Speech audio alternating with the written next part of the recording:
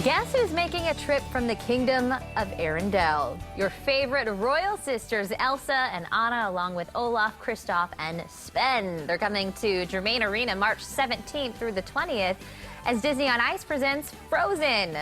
Join the fun and sing along to your favorite Frozen songs, including the famous Let It Go. And we even have Mickey and Minnie, who's going to be there with special appearances by some of your beloved Disney princesses, and characters from favorites will also be there.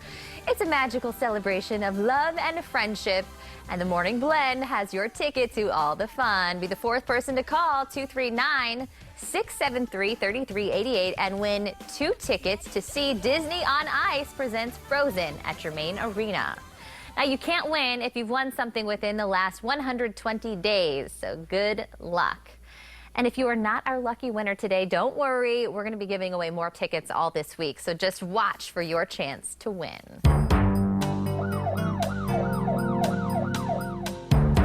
By now, I think we all know the importance of protecting our own identity, but this morning we are talking about the importance of protecting your child's identity. I'm so happy to welcome back to the show this morning Beth Shell with the Lee County Sheriff's Office. Good morning. Thank you. Good morning. This is so true, and I did not realize this. You're telling me that kids are targeted 35 times more than adults are? They're more likely to be targeted? Right, because they're an easy target. Because no one's checking their credit, exactly. Right? Because they don't for need 18 years or so, or until your child gets ready to go to college or buy their first car or move out on their own, that Social Security number is sitting there unmonitored in most cases. So that's one of the reasons why I wanted to come talk about it today, was to encourage parents and guardians to take care of that. Is that really the only piece of information they need, is your social? I mean, can scammers really do a lot just with your Social Security number? That's all they need? If they have your Social Security number, they can get medical care as if they were you. They can buy a house, they can buy a car, they can file for bankruptcy, they can file taxes. We all know that because of the problems that we've had with that. I just don't understand how when someone puts in that Social Security, oh wait, this person is 3 years old. How, you know, it's like, really? Well, I know, and that doesn't make any sense, but it doesn't. But apparently, all the time. The checks and balances sometimes don't work, I guess, and it does happen. All right, so you say this is a time where you can, we know of all these great websites and these great companies that can keep track of your credit scores. Right. You say can you do this for your kids and the kids' Social Security numbers? You can. There was a new law that was passed, and so parents or guardians can now request for the credit reporting bureaus. That's TransUnion, Experian, and Equifax. And if your child is not a victim of ID theft, it's $10 to freeze your child's credit. But if they are a victim of identity theft, then it's free. That fee is waived. But what the freeze does is basically it locks that Social Security number in.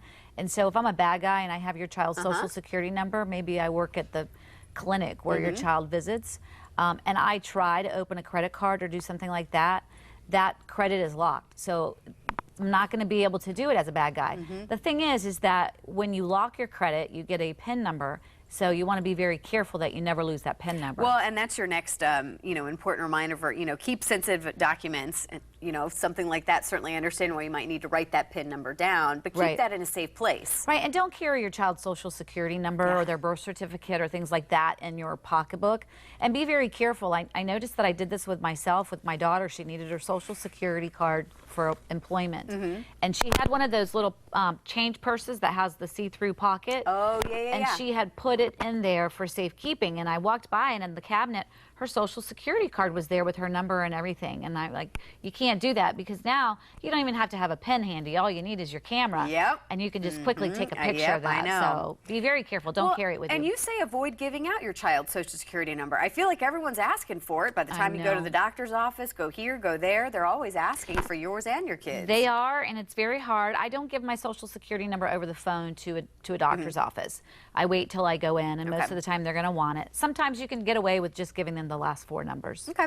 And then you say limit sharing information about your child on social media sites. Right. So we don't think about it. We want to, of course, we're parents, we're moms. We want to talk about our kids and brag about our kids, but be very careful what you put out there, what information you're sharing, that kind of stuff, because believe it or not, and I know most everyone knows that there are trolls who go through that every day looking for personal information so they can, take your child's identity. And last but not least, but very important, this is a good rule of thumb for everybody, shred all documents. Shred all documents. If you have old explanation of benefits from your child's, you know, you're working on your taxes and things like that, whatever has the name and address of you and your child and any family member, just shred it, but particularly if it's got social security number or other kind of important information. All right. Well, again, very, very important reminders to keep in mind. Parents, you know, $10, that's nothing. Yeah, I mean, it could really be priceless for the hassle that you could have to I was going to say, because it's such work to fix your identity.